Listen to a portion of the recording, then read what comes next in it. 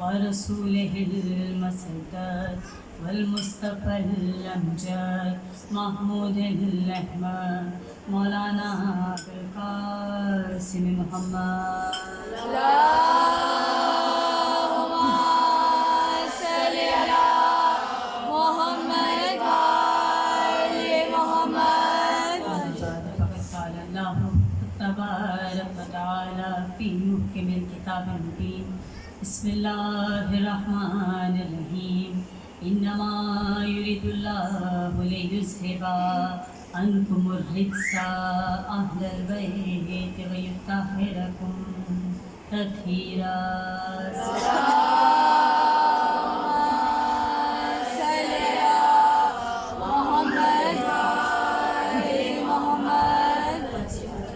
تمام تر تعریف اور تمام تحمد الثنا و سب ذوالجلال کے لیے ہے کہ جو آمین کرا ہے وہ رب جو رحمان ہے رحیم ہے.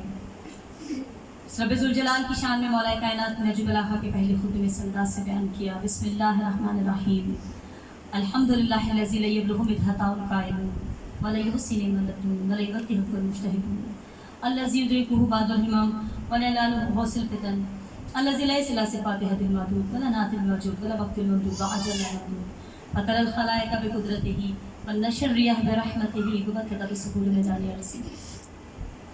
مولا کائنات نے نجم الہا کے پہلے خطبے میں رب ذوالجلال کی شان اس انداز سے بیان کی کہ الحمدللہ الذی لا یبلغ مدحتہ القائلون کہ ساری تعریف اس ذات کے لیے ہے کہ جس کی مدحت تک کسی بولنے والے کے تکلم کی رسائی نہیں جا سکتی.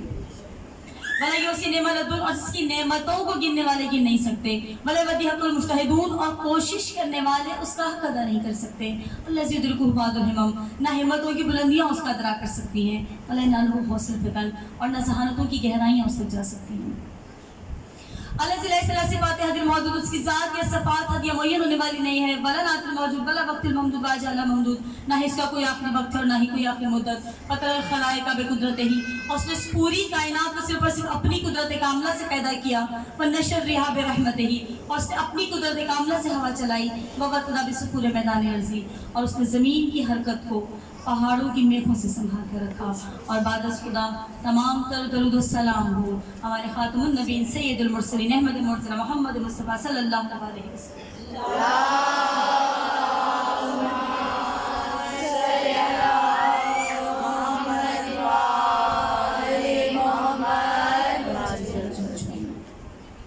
اشربل کی آج 8ویں مجلس ہے.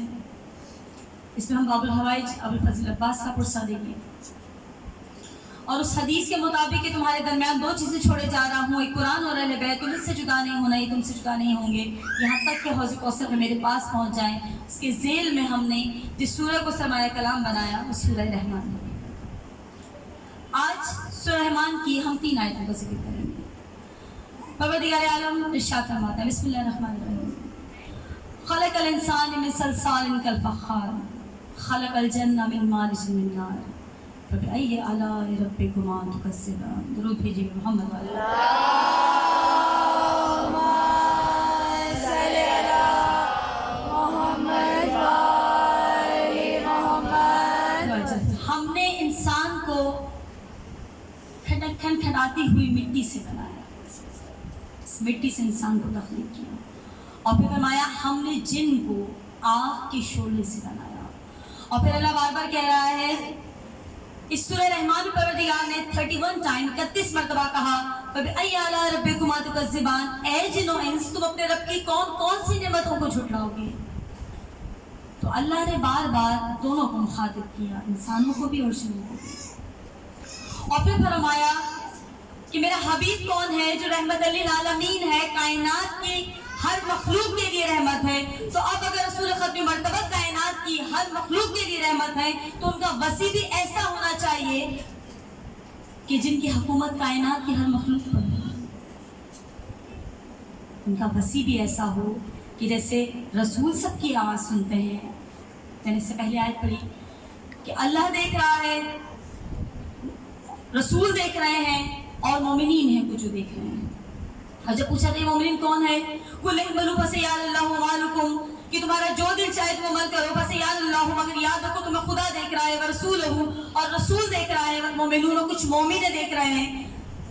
جب پوچھا کہ یا رسول اللہ دیکھ رہا ہے، رسول دیکھ رہا ہے، امام سے پوچھا یہ مومنین کون ہے، فرمایا یہ ہم ائمہ علیہ السلام ہیں. تو پھر اس رسول کا وسیع بھی ایسا ہونا چاہیے کہ جیسے رسول سب کو دیکھ رہے ہیں تو اس طرح ان کا وسیع بھی سب کو دیکھے. اور اللہ کی ذات وہ ہے جو فقط انسانوں کی نہیں سنتی، جو اپنی بنائی ہوئی ہر مخلوق کی سنتی ہے. اور کس طرح سنتی ہے کہ روایت میں لکھا ہے کہ ایک مرتبہ حضرت سلیمان نبی کا زمانہ تھا، قحط سالی ہو گئی. اب عالم یہ ہے کہ زمین سے کچھ اگ نہیں رہا، اتنا قحط ہے کہ لوگوں کی جان برباد آ گئی ہے. تو لوگ آئے ایک مرتبہ جناب سلمان نبی کے پاس اور آگے سلمان نبی سے کہنے لگے اے اللہ کے نبی، آپ اللہ کی بارگاہ میں دعا کر دیجئے کہ اللہ ہماری اس مشکل کو آسان کر دیں، پروردگار اس قحط کو ختم کر دے. ایک مرتبہ جناب سلمان نے کہا تم کل صبح آ جانا، ہم کل صبح شہر سے باہر نکلیں گے اور پھر ہم سب جمع ہوں گے اور نماز پڑھیں گے پروردگار کی بارگاہ میں اور دعا کریں گے کہ پروردگارا ہمیں اس قحط سے نجات دے. کہتے ہیں کہ جب اگلا دن ہوا، نبی سلمان کے پاس تمام لوگ جمع ہوئے، سلمان نبی کے پاس تمام لوگ جمع ہوئے، اور جب یہ باہر جانے لگے ایک مقام آیا، یہ سب جگہ جمع ہوئے. جیسے ہی جناب سلمان نے دعا کے لیے ہاتھ بلند کرنا چاہے، ابھی دعا کے لیے ہاتھ بلند کیے ہی ہوئے تھے کہ ایک مرتبہ جناب سلمان نے کہا رک جاؤ، واپس چلتے ہیں. اپنے تمام لوگوں سے کہا. لوگ حیران، کیوں ابھی تو ہم نے دعا نہیں کی ہے، اللہ کی بارگاہ میں تو نہیں گڑ گڑائے ہیں، کیوں واپس چلیں؟ کہا اس وقت کیونکہ جناب سلمان تمام مخلوقات کی آواز سن سکتے تھے، جنات کی آواز سن سکتے تھے، تمام پرندوں کی آواز سن سکتے تھے. تو کہا کہ اس وقت روح زمین پر، اللہ کی زمین پر ایک چونڈی ہے جو اپنے دونوں ہاتھوں، اپنے پنجوں کے پر بلند ہو کر اپنے دونوں ہاتھوں کو پروردگار کی طرف مخاطب کر کے کہہ رہی ہے بار الہ، ہم بھی تو تیری مخلوق ہیں، تو اپنے انسانوں کی وجہ سے اس کی سزا ہمیں نہ دے. انسانوں کی وجہ سے قحط کیوں پڑ گیا، ہم تجھ سے معافی مانگتے ہیں. کہہ رہے وہ ایک چونٹی زمین پر اپنے ہاتھوں کو بلند کر کے اللہ کی بارگاہ میں مغفرت مانگ رہی ہے، توبہ کر رہی ہے اور کہہ رہی بار الہ ہم پر یہ قحط سالی کو ختم کر دے. روایت میں لکھا ہے کہ جناب سلمان نبی اور تمام لوگ اپنے گھر میں آئے، ایسی بارش ہوئی، ایسی بارش ہوئی، ایسا غلہ ہوگا کہ اس سے پہلے کبھی زمین پر ایسا غلہ نہیں ہوا تھا. امام نے یہی تو فرمایا نا دعائے عرفہ کے جملوں میں کہ حمد اس خدا کے لیے ہے جس نے مجھے توفیق دی ان امور کے لیے کہ جو مجھے تجھ سے قریب کر رہی. امام حسین کے جملے میں پھر فرمایا پروردگار تیرا شکر ہے، میں نے جب جب تجھے پکارا تو نے میری سنی، میں نے جب جب سوال کیا تو نے میرے سوال پہ لبیک کہا، تو نے میری دعا کو قبول کیا. اور ہم اس گھرانے سے تعلق رکھتے ہیں، اس گھرانے کی چاہنے اور ماننے والے ہیں کہ جس گھرانے کا ہر فرد ایسا ہے کہ اگر ان کا نام لے کے دعا کی جائے تو پروردگار کسی کی دعا کو رد نہیں کرتا. اور نام تو بہت بڑی بات ہے، ہم نام لے کے علی کا واسطہ دیں، ہم نام لے کے باب الحوائج کا واسطہ دیں. یہ نام یا ہستیاں تو بہت بلند ہیں جس گھرانے سے ہم متمسک ہیں، جن کے لیے اللہ کے حبیب نے کہا تم ان سے جدا نہیں ہونا، یہ تم سے جدا نہیں ہوں گے یہاں تک کہ حوض کوثر میں میرے پاس پہنچ جاؤ. اس کا کیا مطلب ہے؟ یعنی کہ دنیا میں بھی ہر لمحے جب ہم ائمہ معصومین کو پکارے وہ ہماری مدد کرتے ہیں، فقط دنیا میں نہیں، جب انسان اس دنیا سے وقت آخر ہے تو بھی امام مدد کرتے ہیں، جب روح نکل رہی ہوتی ہے تو بھی یہ ہستیاں ہماری مدد کرتی ہیں، جب ہم قبر میں چلے جاتے ہیں تو بھی ائمہ معصومین ہماری مدد کرتی ہیں. اور فقط قبر میں نہیں کہا ہم تمہاری مدد اس وقت بھی کرتے ہیں جب تمہیں قبر سے اٹھایا جائے گا، اور جب تم پل صراط پر ہوگے ہم اس وقت بھی تمہاری مدد کریں گے، اور جب تم جنت کے دروازے پر ہوگے ہم تب بھی تمہارے پاس موجود ہوں گے. تو کہا نام لے کے دعا کرنا تو قبولیت کی سند ہے ہی ائمہ معصومین کے نام لے کے دعا کرنا. فقط ان کے نام پر، ان پر درود پڑھ کے اگر کوئی دعا کی جائے تو دعا رد نہیں ہوتی. اور کس طرح دعا رد نہیں ہوتی کہ آج روزہ ہے، روز جمعہ ہے، آج اس بات کو لازمی بیان کرنے کو ضروری سمجھوں گی. کہتے ہیں کہ روایت میں ہے ایک مرتبہ رسول ختمی مرتبہ خاتم النبی سید المرسلین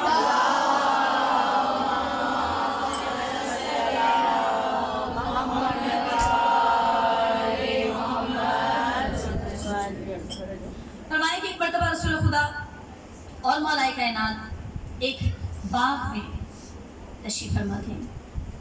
اتنے میں ایک شہد کی مکھی آئی، رسول کو سلام کیا اور سلام کر کے کہا یا رسول اللہ، میں نے آپ کے لیے، آپ دونوں کے لیے ایک بہت خالص قسم کا، مخصوص قسم کا شہد بنا کے رکھا ہے.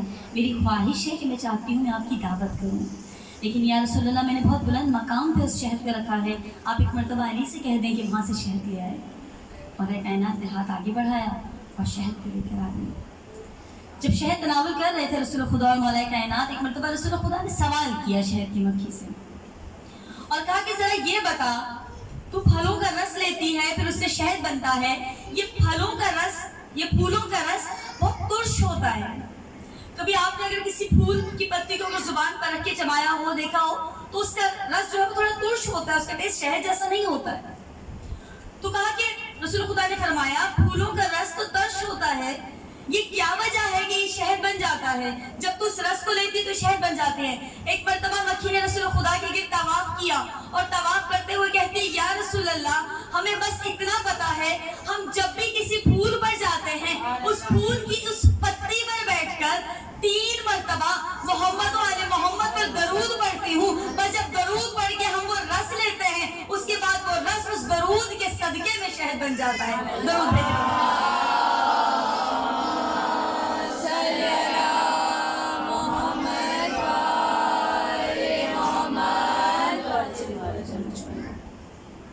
بس صدر علیہ امام نے کہا اللہ نے اس انسان کو خلق کیا مٹی سے. مٹی کیا چیز ہے؟ اللہ نے جب کہا نا کہ سجدہ کرو زمین پر، اپنی سب سے عظیم چیز رکھو اس مٹی پر. یہ زمین کیا ہے؟ آپ کی وہ زمین جس میں آپ اپنے پیر رکھ کر چلتے ہیں. عاجزی کی انتہا ہے کہ اس مٹی پر، اس زمین پر انسان اپنا سر رکھے. مگر پھر اللہ نے اس انسان کو جسے مٹی سے بنایا، اس انسان کو اتنا مرتبہ بلند کر دیا کہ کہا میں نے تمہیں اشرف المخلوقات بنایا.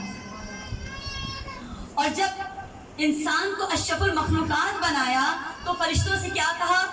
کیونکہ قرآن کی آیت ہے، میں نے جن کا تذکرہ کرنا ہے کہ اللہ نے جن کو بھی بنایا، انسانوں کو بنایا تو خدا نے جنوں کو بھی بنایا. جب انسان کو خلق کر دیا تو اللہ نے ملائکہ سے کہا کہ اس انسان کے سامنے سجدہ کرو.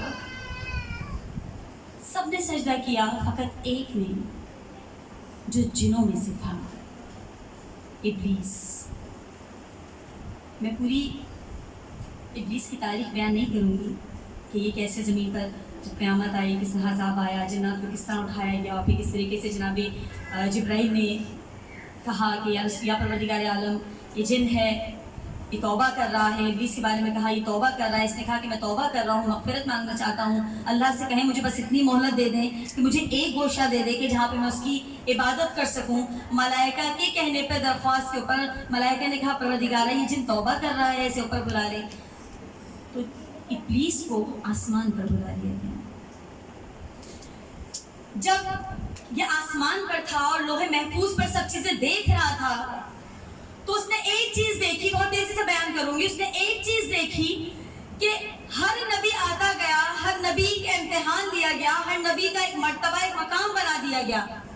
جب اس نے یہ دیکھا لوح محفوظ پر ایک حسین نام کا انسان ہے، اس کو سب سے زیادہ عظمت فقط اس وجہ سے دی گئی کہ اس کا سجدہ ایسا ہوگا، وہ ایسا سجدہ کرے گا کہ جس کا اجر تمام انبیاء سے زیادہ اس کے سجدے کا اثر ہوگا. ایک مرتبہ اس نے حیران ہو کے کہا اچھا اگر ایک سجدے ہی کی وجہ سے حسین کو اتنی عظمت ملی ہے تو میں بھی ایک ایسا سجدہ کرتا ہوں. اس نے 7000 سال اور ایک روایت کے مطابق 3000 سال، آسمان کے 7000 سال، ہمارے دنیا کے لیے سجدہ کیا. ایسا سجدہ کیا کہ سر کو سجدے سے نہیں اٹھایا. فرشتوں میں اس کا نام بہت عزت سے لے جانے لگا، اسے بڑا مقام مل گیا اس سجدے کی وجہ سے. اب اس نے سوچا کہ میں نے تو اتنا بڑا سجدہ کیا، ایسا حسین سے بھی بڑا سجدہ میرا سجدہ ہوگا. اب جب انسان کو پروردگار نے تخلیق کیا اور انسان کو بنانے کے بعد اللہ نے کہا تو نے اتنے برس سجدہ کر لیا, تو کہتا ہے کہ تیری محبت نے کیا پروردگار, اب میرے حکم سے ایک سجدہ اور کر دے, تجھے ایک سجدہ اور کہتا ہوں, ایک سجدہ اور کر دے, چند لمحوں کا سجدہ ہے. اس نے کیا سوچا تھا کہ اگر حسین کو اتنی عظمت دی گئی ہے سجدے کے پیچھے تو مجھے بھی اتنی عظمت ملے گی. اس نے کہا نہیں, میں کیوں سجدہ کروں, تو نے اسے مٹی سے بنایا ہے, مجھے آگ سے بنایا ہے, میں زیادہ بلند ہوں, مٹی سے زیادہ میری اونچی عظمت ہے, تو مجھے خلیفہ بنا, تو انسان کو خلیفہ بنا رہا ہے جو زمین میں جا کے فساد پیدا کرے گا, میں اسے سجدہ نہیں کروں گا. اللہ نے کہا تو نے اتنے برس سجدہ کیا, تیرے دل میں حسین کا بغض تھا, تیرے دل میں لالچ تھی خلافت کی, تو بغض حسین رکھ کے تو نے اتنا لمبا سجدہ کیا. جا آج کے بعد تجھے لعین کر دیا کیونکہ تم نے ایک سجدہ نہیں کیا.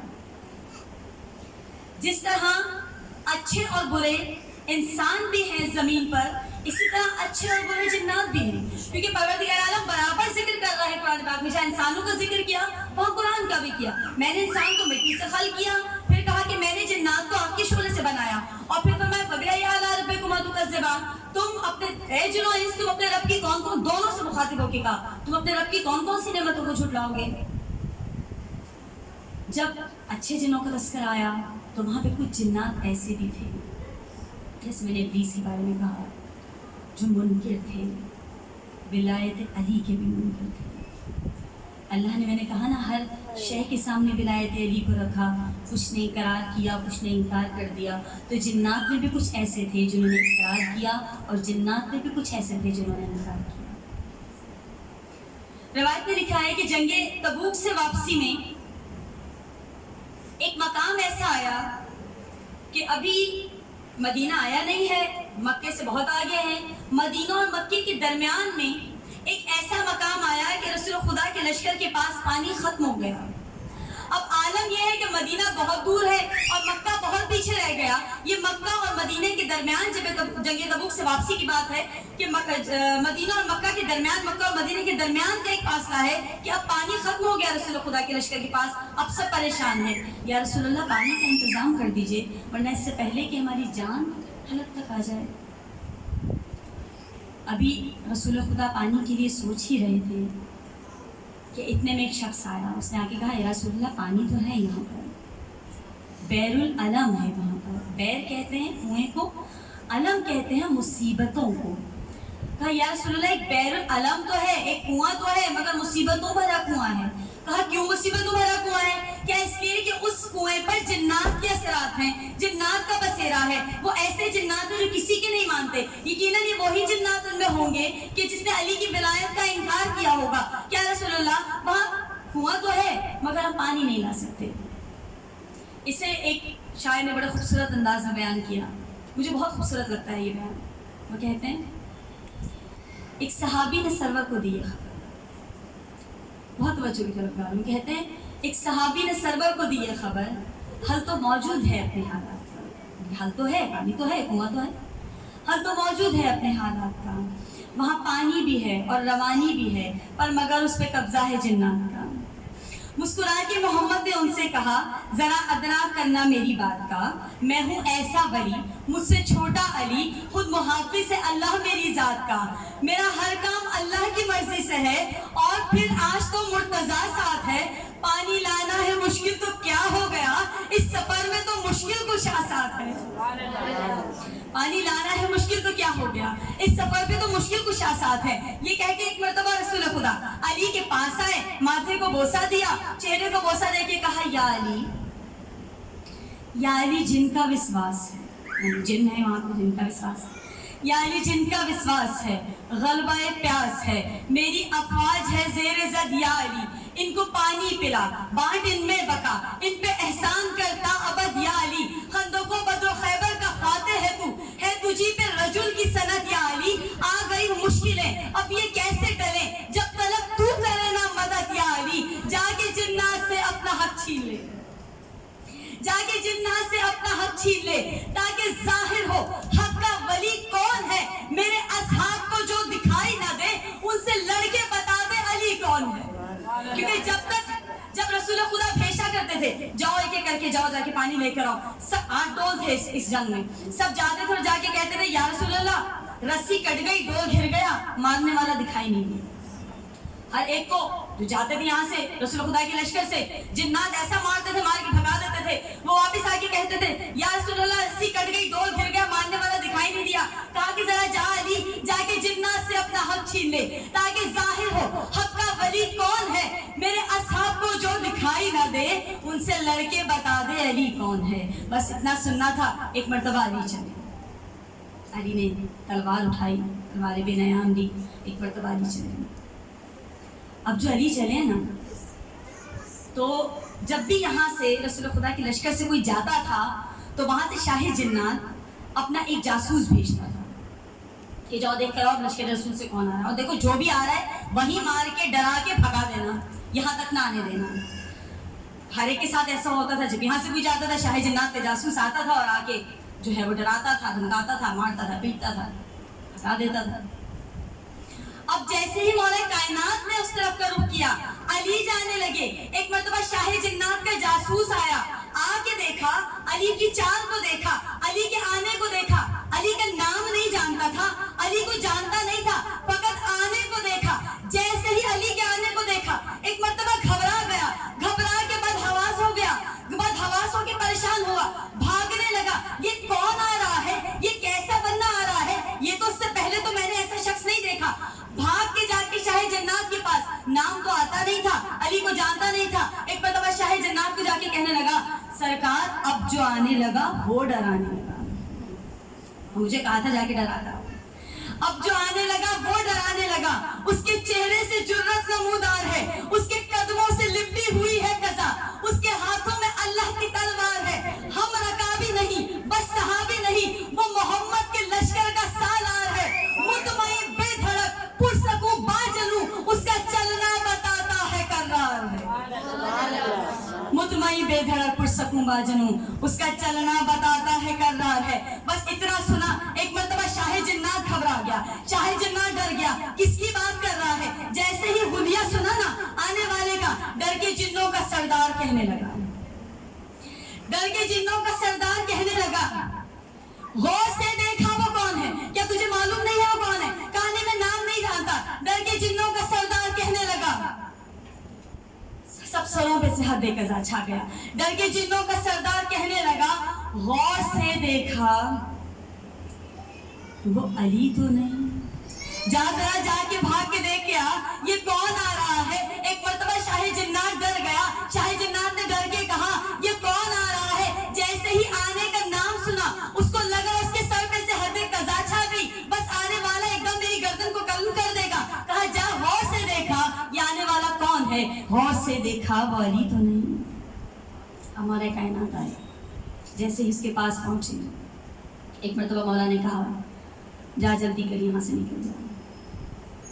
اس نے کہا, شاہ جنات نے کہا آپ نہ نظر آنے والی مخلوق سے کیسے لڑیں گے. ایک مرتبہ مولا نے کہا تو کب سے میری نظر میں تھا, بہتر ہے کہ تو یہاں سے چلا جا. کہا میں پانی نہیں دوں گا. شاہ جنات نے کہا میں پانی نہیں دوں گا. مولا نے کہا تجھے کس نے کہا میں یہاں سے پانی لینے آیا ہوں. جو پانی لینے آیا تھا وہ ڈول ساتھ لے کر آئے تھے, میں تلوار ساتھ لے کر آیا ہوں. جلدی کر یہاں سے چلا جا, یہ پانی میری زوجہ کا مہر ہے, اسے خالی کر دے. ایک مرتبہ وہ حیران ہوا, حیران ہو کے کہنے لگا آپ ہیں کون, بھاگ جائیں یہاں سے. مولا سے کہا جانتا نہیں تھا. کہا آپ ہیں کون, بھاگ جائیں یہاں سے. جیسے ہی بھاگنے کا سنا نا مولا کائنات نے ایک جملہ کہا بھاگنا میری فطرت میں شامل نہیں, بھاگنا میری فطرت میں شامل نہیں. مجھے کہتے ہیں کہرے جلی عرش پر میری تلوار کا وار پنار کرتا ہے اور کاٹتا ہے عدو ڈھونڈ کر. گننے بیٹھو تو صدیاں گزر جائیں گی, میری جرت کی انسان ہے اس قدر. کبھی شام احد, کبھی خندق کا دن, کبھی خیبر کا در, کبھی مرحب کا سر. میری تلوار یوں چوستی ہے لہو جیسے صحرا کے ہونٹوں پر پانی پڑے. روک لیتا ہوں تلوار بس اس لیے پھر نہ خالق کو دنیا بنانی پڑے. درود بھیجے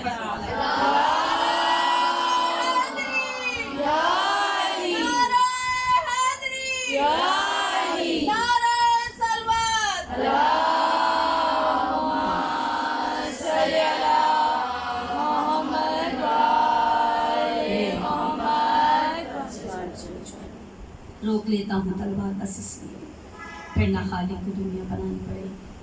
मौला ने तलवार निकाली, उसका सर काटा। तमाम सहाबियों ने देखा, कुएं में से एक शोला बुलंद हुआ जो आसमान तक बुलंद हुआ। एक मरतबा रसूल खुदा ने शुक्र खुदा किया, कहा ये वही जिन है जो नूह के दौर से यहाँ मौजूद था अपने पूरे कबीले के साथ, और इसने कई अम्बिया की उम्मतों को बहकाया।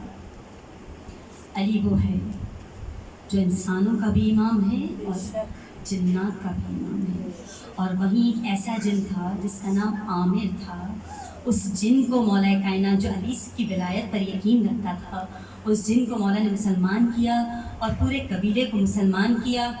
और फिर मुसलमान करके उस जिन को सरदार बनाया पूरे कबीले का। और उन्हीं का बेटा, उसी जिन का बेटा जाफ़र जिन था जो करबला में इमाम हुसैन की मदद के लिए आया। उसी जिन आमिर का बेटा था। हम आज करबला में जिस हस्ती का पुरसा देने आए हैं वो हूबहू अली इब्न अबी तालिब था। बाबुल हवाइज अबुल फज़ल अब्बास हूबहू शबीह अली इब्न अबी तालिब थे। अबुल हवाइज का एक लक़ब, मौला अब्बास का एक लक़ब बाबुल हवाइज है। बाबुल हवाइज क्या कि इनके दर से अगर कोई इनको इनका लक़ब बाबुल हवाइज का वास्ता दे के दुआ करे तो कोई दुआ रद्द नहीं होती। आज हम दुआ करेंगे फर्शियाज़ा पे, बारिलाहा तुझे बाबुल हवाइज का वास्ता, फज़ल अब्बास के लक़ब बाबुल हवाइज का वास्ता, हमारी इस करीम से इबादत को अपनी बारगाह में कबूल मकबूल फरमाए। बारिलाहा यहाँ जितनी मोमिनात बैठी हैं उनके दिल में जितनी हाजात हैं, अब्बास साहब का आपके लक़ब बाबुल हवाइज का वास्ता, यहाँ जितनी मोमिनात बैठी हैं उन सब के दिलों की हाजत को पूरा कर। बारिलाहा यहाँ जो बच्चियाँ अच्छे घर अच्छे बर की मुंतज़िर हैं, अच्छे घर अच्छे बर अता कर। बारिलाहा जो इनके तलबकार हैं उन पर अपने इनके ख़जाने निछावर कर। बारिलाहा जो बे औलाद हैं उन्हें औलाद मदीना अता कर। जो बेजुर्म कैद हैं उन्हें रिहाई दे। जो मुसाफिर हैं खैर वाक़ियत से अपने घरों को लौटे। जो परदेस में हैं उनकी हिफाजत करना। बारिलाहा हर बहन के दिल को ज़ैनब के वीर अब्बास के सदके, ज़ैनब के वीर हुसैन के सदके, हर बहन के दिल को उसके भाइयों की तरफ से शान व आबाद कर। हर माँ के दिल को उसकी औलाद की तरफ से पुरसकून कर। जिन घरों में फर्श आज़ा बिछाई गई मौला उन पर अपनी ख़ास रहमत नाज़िल कर। उन लोगों की तौफ़ीक़ात में इजाफ़ा फरमा, उनकी मरहूमीन के दर्जात को बुलंद कर। और यहाँ जितनी मोमिनात बैठी हैं उनके जितने मरहूमीन हैं उन सब के दर्जात को बुलंद कर। हम सब के गुनाह कबीर और सगीरा माफ़ फरमा। बारिलाहा जहाँ जहाँ शियान हदरी कराज़दार इमाम हुसैन आबाद हैं, हम सब की जान माल इज़्ज़त और आबरू की हिफाजत फरमा। और हमारी सबसे अजीम दुआ हमारे इमाम के ज़बूर में ताजीब फरमा। ज़रूर भेजिए एक मरतबा मोहम्मद वाला।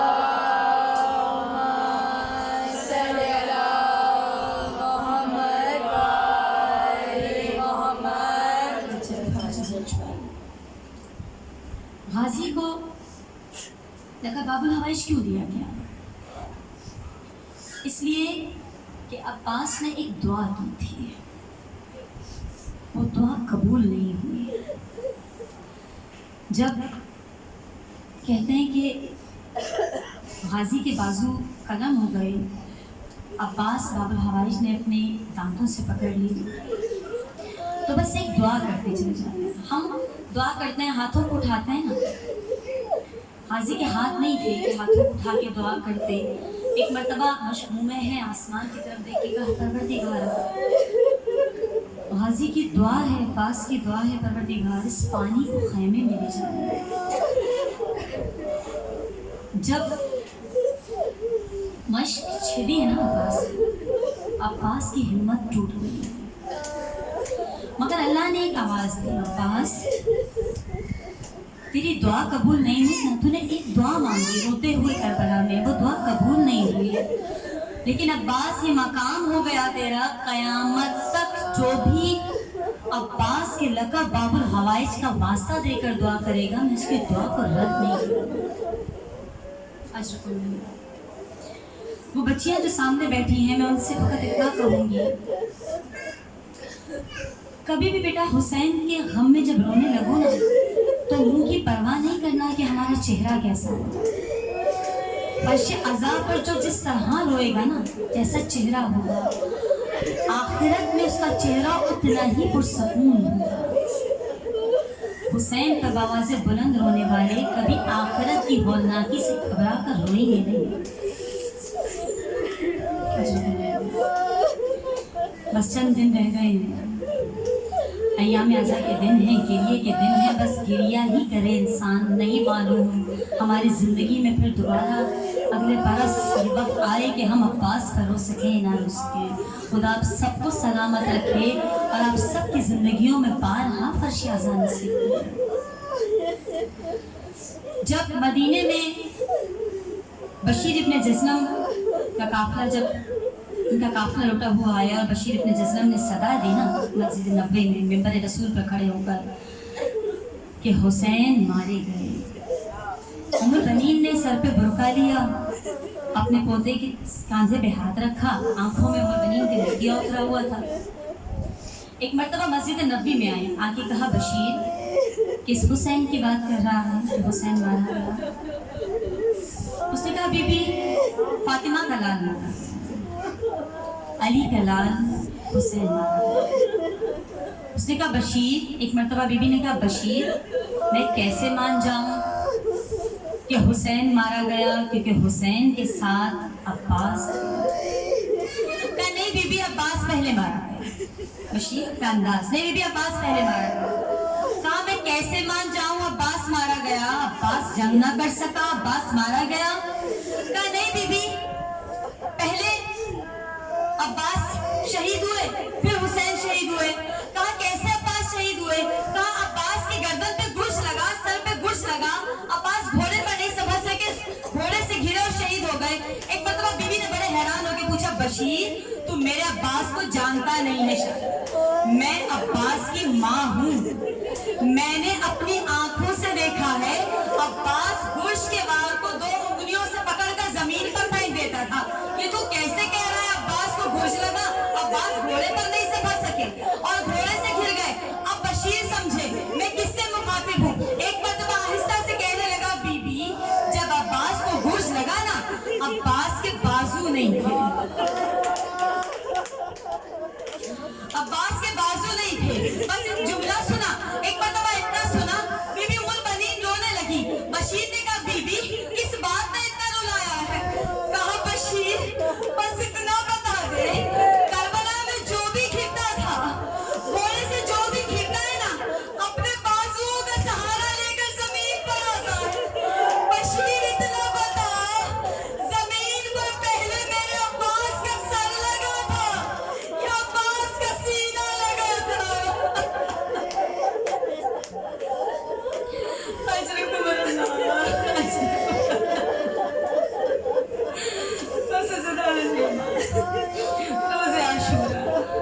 एक मरतबा अब्बास आया, कहा मुझे इजाजत दे दे, मुझे करबला जाने की इजाजत दे। कहा नहीं अब्बास मेरे लश्कर का साथ। रवायत में लिखा है बुलैर हमदानी है या एक नाम और है, 2 से नाम मंसूब है।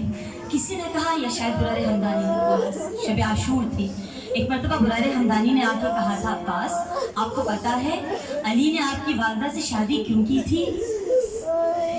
इसलिए कि आपका कबीला अब्बास, जो आपकी वालदा का कबीला था ना, वो बहुत जरी था, बहुत बहादुर था। अली ने इसलिए आपकी वालदा से शादी की एक ऐसा बच्चा पैदा हो जो करबला में मेरे हुसैन की मदद कर सके। अब्बास घोड़े पर सवार थे। एक मरतबा घोड़े पर सवार हुए, अब्बास ने अंगड़ाई ली।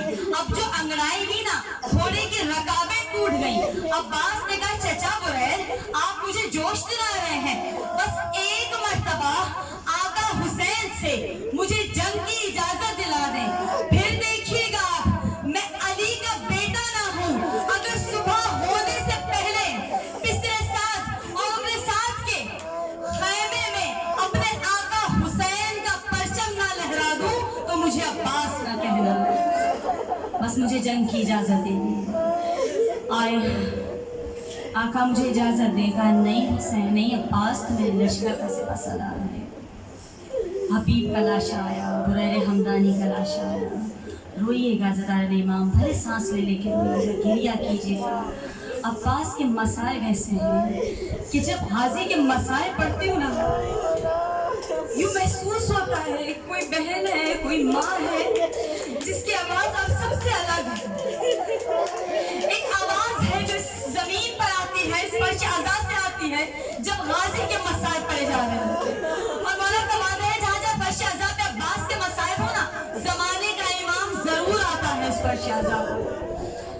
हबीब का लाशा आया, बुरैर हमदानी के लाशा आया, जब सबके लाशें आते हैं ना, कहा आका बुजुर्गों के लाशें आ रहे हैं, आका ये सबको मार देंगे, मुझे जंग की इजाज़त दे दीजिए। नहीं अब्बास तो मेरे लश्कर का सालार है।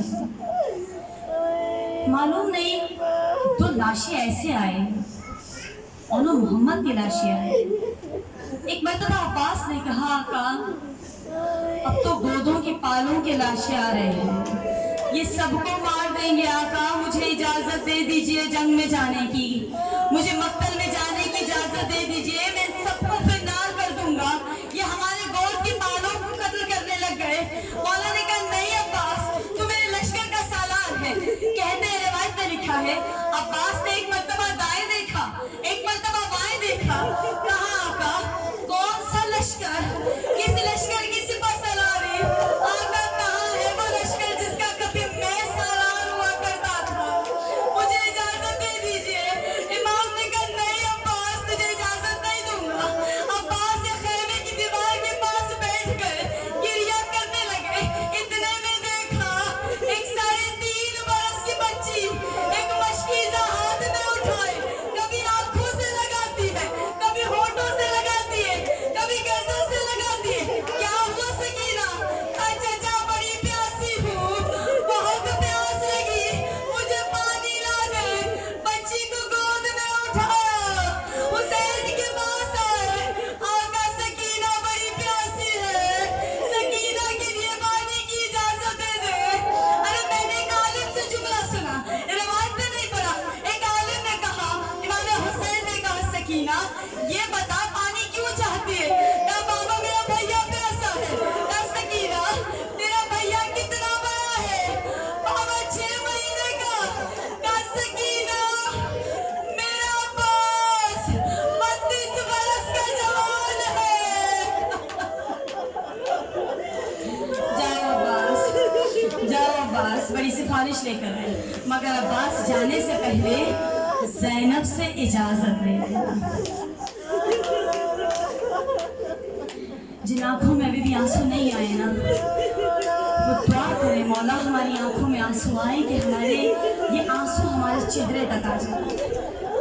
जब ज़ैनब के खैमे के पास आए ना अब्बास, एक मरतबा आवाज़ दी, सलाम किया, आका ज़ादी अलविदा। जब अलविदा की आवाज़ सुनी, एक मरतबा ज़ैनब ने कहा अब्बास अंदर आओ।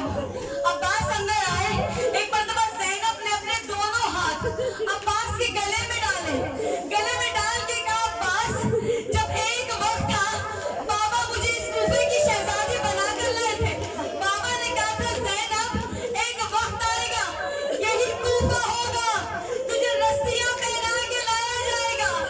अब्बास मुझे यकीन था ये वक्त जरूर होगा, मगर मैं सोचती थी अब्बास जिसका गाजी जैसा भाई हो उसकी चादर पे कौन हाथ डाल सकता है। आज यकीन हो गया अब्बास, वो दिन करीब आ गया जब ज़ैनब की चादर छिनेगी।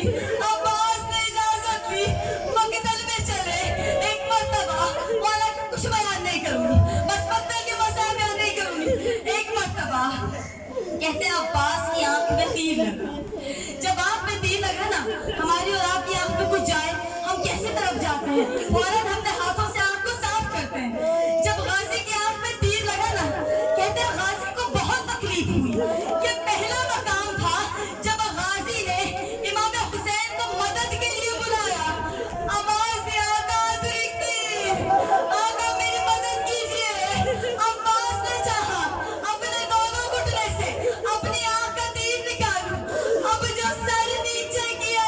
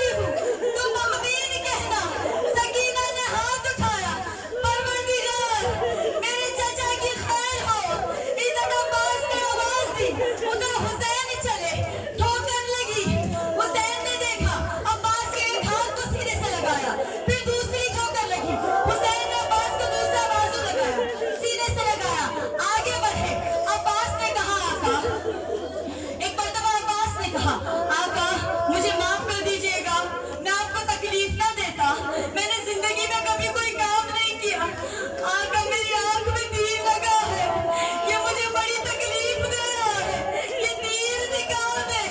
امام حسین نے تیر نکالا، آقا میری آنکھ کا خون صاف کر دیں، میں جاتے ہوئے آپ کی زیارت کرنا چاہتا ہوں۔ میری ماں نے بتایا تھا میں دنیا میں آیا تو آپ کی زیارت کی۔ امام نے اپنے دامن سے عباس کی آنکھ کا خون صاف کیا، جب عباس کی آنکھ کا خون صاف کیا نا، عباس نے کہا آقا میں پانی نہیں لے جا سکا، آقا مجھے خیمے